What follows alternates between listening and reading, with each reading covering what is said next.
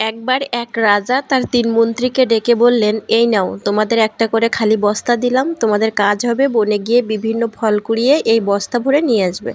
দেখি কে কত তাড়াতাড়ি বস্তা পূর্ণ করে নিয়ে আসতে পারো। ৩ জন চলে গেল জঙ্গলে। প্রথম মন্ত্রী চিন্তা করলো, রাজা বলেছেন তাই ভালো ফল কুড়িয়ে বস্তা পূর্ণ করি, এবং সেই মতো জঙ্গলের ভালো ফল কুড়িয়ে বস্তা ভরে ফেললো প্রথম মন্ত্রী।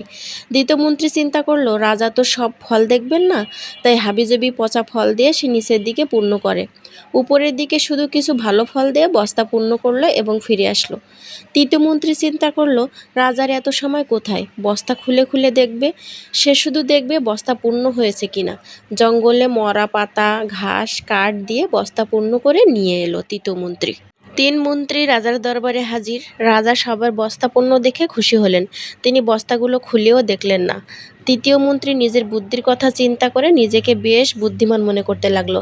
রাজা একটু সময় নিয়ে তারার মসনদে বসলেন এবং ঘোষণা করলেন, এই ৩ মন্ত্রীকে তাদের বস্তা সহ ৭ দিনের জন্য কারাগারে পাঠানো হোক এবং প্রত্যেককে ৩টা আলাদা আলাদা কক্ষে রাখা হোক।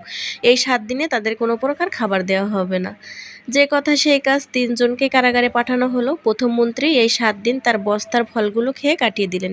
দ্বিতীয় মন্ত্রী তার যত ভালো ফল ছিল ২ দিন খেতে পারলো, বাকি দিন পচা ফল খেয়ে কাটানোর চেষ্টা করলো, কিন্তু তিনি অসুস্থ হয়ে পড়লেন। তৃতীয় মন্ত্রী বস্তায় কোনো ফল ছিল না, তাই তিনি না খেয়ে পরে কারাগারেই মারা গেলেন।